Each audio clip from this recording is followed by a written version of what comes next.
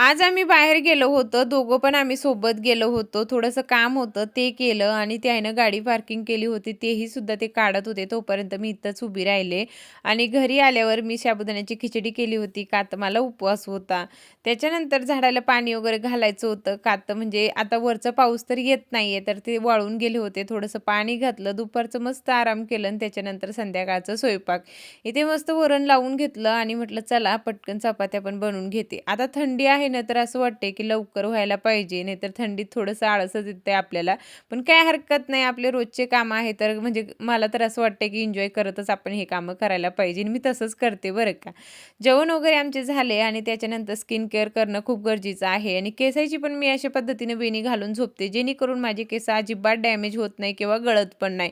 दुसऱ्या दिवशी आपण जर वेणी ओपन केली, तर एक पण आपलं केस गळत नाही. तर चला आता ब्लॉग शेअर मी इथंच करते. बाय.